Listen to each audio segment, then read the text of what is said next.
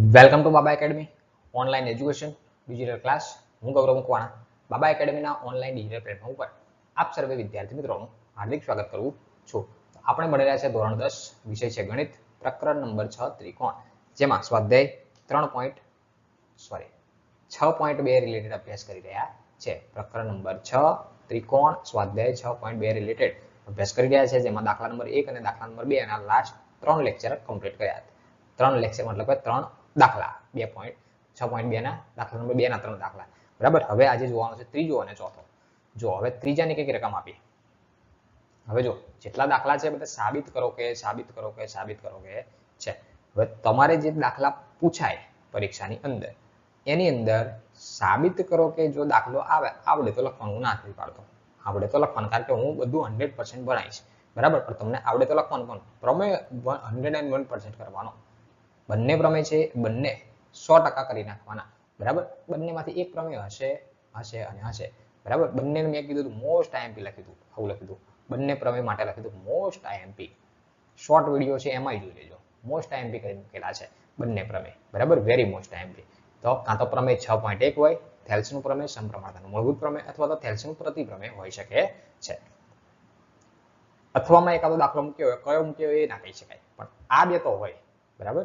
એટલે કે તમે કોઈ પણ એવું લખ્યું ને, કોઈ પણ 8 માંથી કોઈ પણ 5 લખો, વિભાગ બી માં કે વિભાગ ડી માં કે કોઈ પણ વિભાગમાં એવું લખ્યું કે 8 પ્રશ્ન છે એમાંથી કોઈ પણ 5 લખો, તો આવો એકાદો દાખલો આવે તો તમારે સ્કીપ કરવાનો. બરાબર. જો આવડતો હોય તો લખવાનું, ના નથી પાડતો, આવડતો હોય તો લખવાનું, 101% લખવાનો. બરાબર. પણ પ્રમેયને પહેલી પ્રાયોરિટી આપવાની. ચલો હવે અહીંયા ધ્યાન આપીએ. બધા આવડે વાત છે. જો હું ગણાય છે આવડે છે એટલે હું બહુ એવું નથી કહેતો, હું કંઈક અલગ ભણાવું છું. ચલો આપણે ધ્યાન આપીએ તો બધું આવડે એમ. ચલો બધા ટીચર સારું ભણાવતા હોય. ચલો આકૃતિમાં, એટલે કે આ રહી આકૃતિ, એમાં શું કહે છે, જો LM સમાંતર CB. હવે LM ક્યાં છે એને આકૃતિમાં ગોતીએ. હવે હું થોડું કરું હાઇલાઇટ.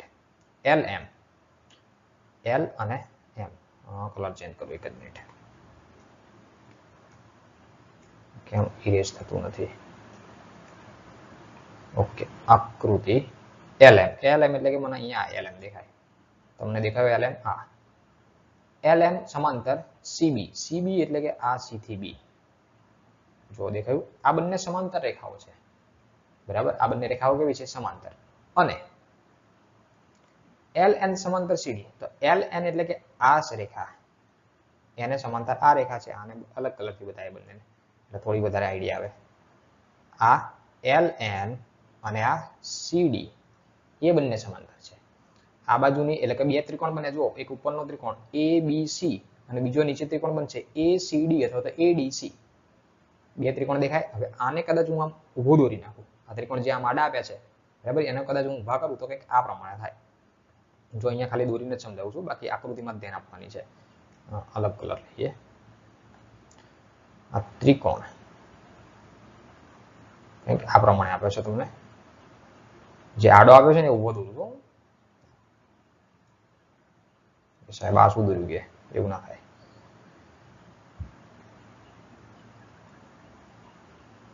જો આ A, જે આ A છે એ અહીંયા આવી ગયો, પછી આ D છે એ અહીંયા આવી ગયો, આ B છે એ અહીંયા આવી ગયો.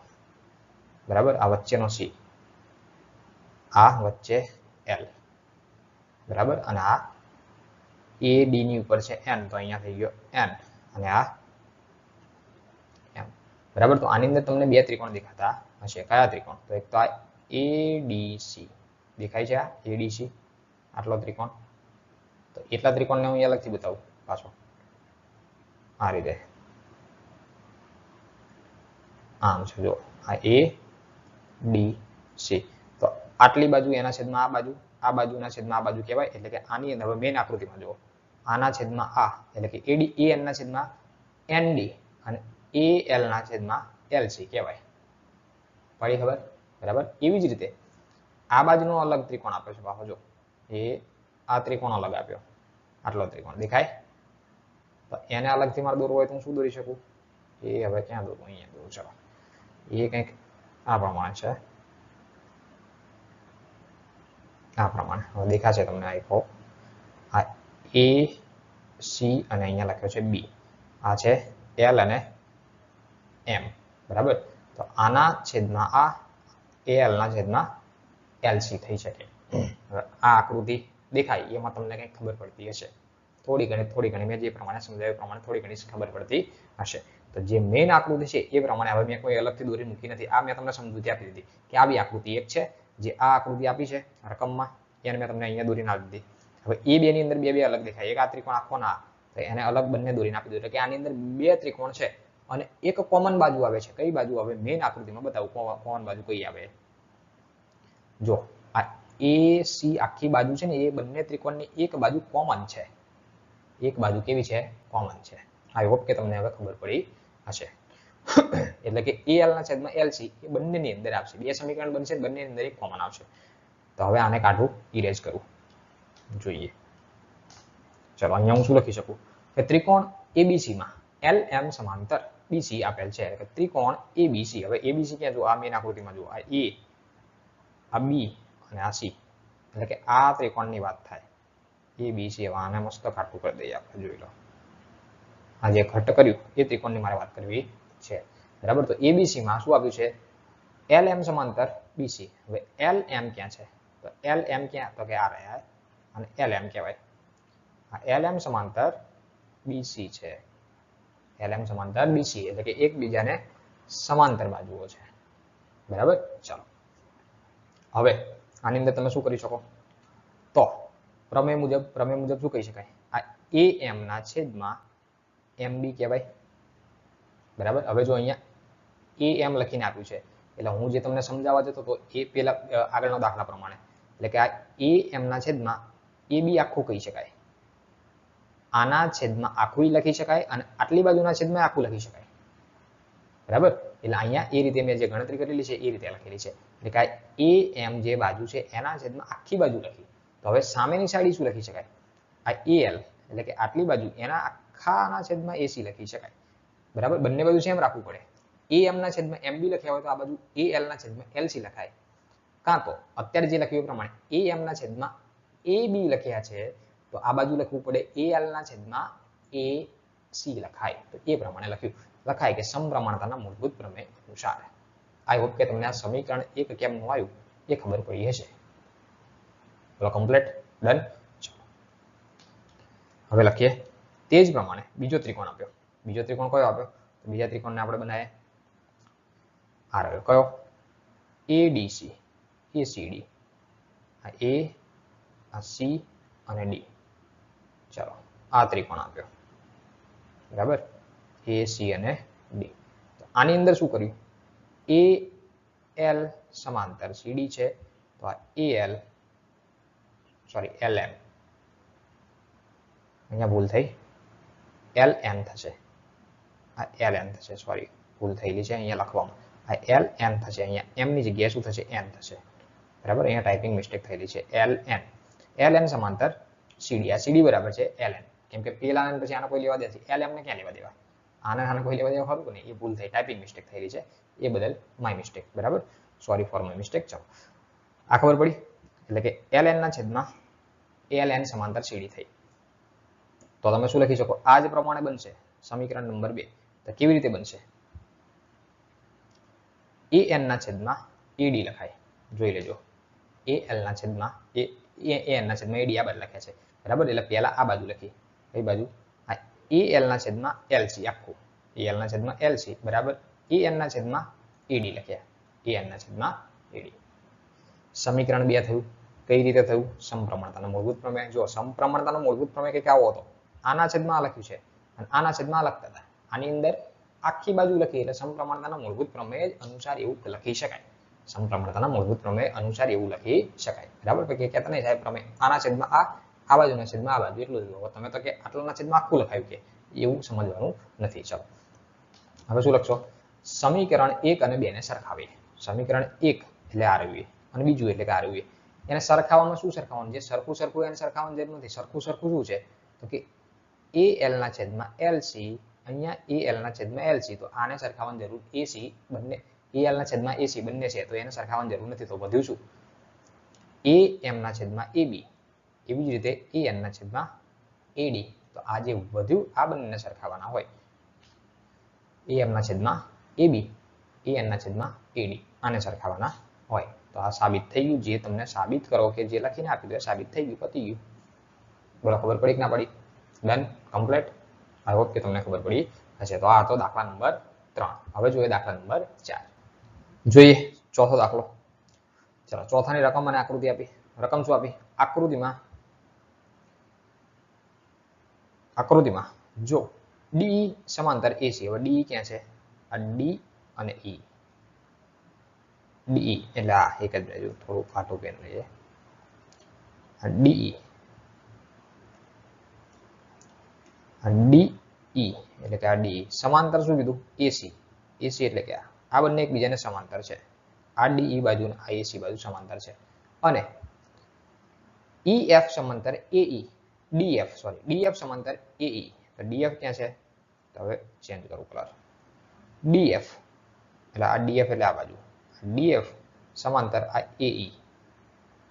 બરાબર? એટલે કે આની અંદર ત્રિકોણ ઘણા બધા દેખાશે, બે નહીં દેખાય, ઘણા બધા દેખાશે. બરાબર? પણ જે સમાંતર બાજુ કીધી એના રિલેટેડ ત્રિકોણ આપણે પકડવાનો થાય. સમાંતર બાજુ કીધી એના રિલેટેડ ત્રિકોણ પકડવાનો થાય. એટલે જે પહેલી બાજુ સમાંતર કીધી છે આ રહી ડીઈ અને એસી વાળી, તો એના માટે આખો ત્રિકોણ આવશે. અને જે બીજી બાજુ સમાંતર કીધી છે એના માટે આટલો જ ત્રિકોણ આવશે. જો એ કટ કરી આપું એટલે ખ્યાલ આવે. આટલો જ ત્રિકોણ આવશે, આટલો જ તે. બરાબર? હવે જોઈએ 1 બાય 1 એટલે ખ્યાલ આવે વધારે થોડો. ચલો, અહીંયા લખ્યું છે ત્રિકોણ એબીસી માં. તો પહેલા તો એબીસી ને હું પકડું. એબીસી એટલે આખો ત્રિકોણ. એ બી અને સી આખો ત્રિકોણ.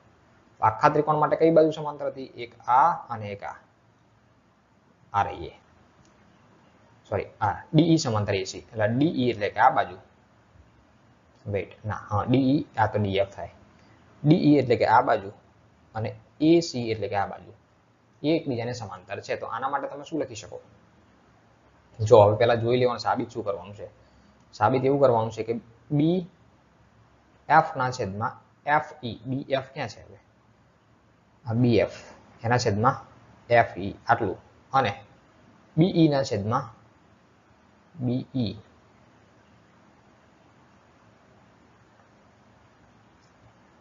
આ બી વેઇટ ક્યાં ભૂલ થાય છે? બીઈ એટલે કે આખી બાજુ એના છેદમાં ઈસી. ઓકે, એટલે કોમન બાજુ જે બંનેમાં દેખાય ને એ સાબિત કરવી છે. બંને ત્રિકોણની અંદર કોમન બાજુ દેખાય એ એકબીજાને સાબિત કરવી છે. એટલે કે સમાન બતાવી છે. સાબિત કરો કે એ પ્રમાણે જોઈએ. તો અહીંયા શું કીધું? બીડી ના છેદમાં ડીઈ.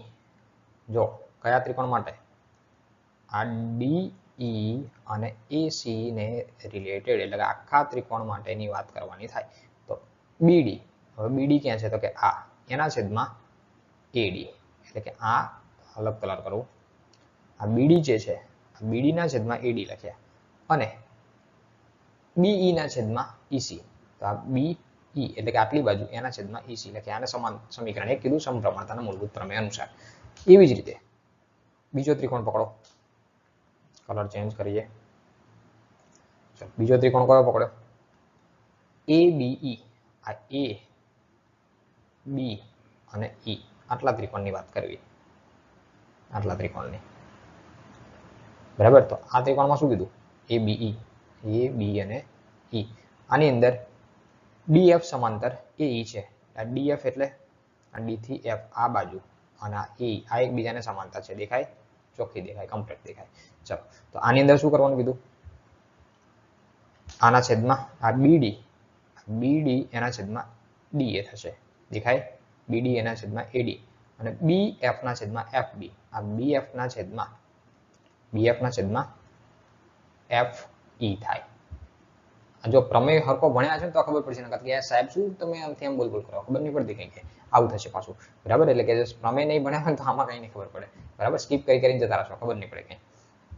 ચલો, આ સમીકરણ 2 થયું સમપ્રમાણતાના મૂળભૂત પ્રમેય અનુસાર. સમીકરણ 1 અને 2 ને સરખાઈએ પાછા. તો લખો સમીકરણ 1 અને 2 ને સરખાવતા. જે સરખું છે એને સરખાવવાની જરૂર નથી, એની સિવાયનું સરખાવવાનું. તો સરખું શું દેખાય? બીડી ના છેદમાં ડીઈ, બીડી ના છેદમાં ડીઈ. તો આને નહીં સરખાવવાનું, આને નાને સરખાવવાના. તો એ સરખાઈ દેશો ને એટલે આ સાબિત થઈ જશે. જોઈ લો. આ જો આમાં શું આપ્યું? બીઈ ના છેદમાં ઈસી. અહીંયા શું આપ્યું?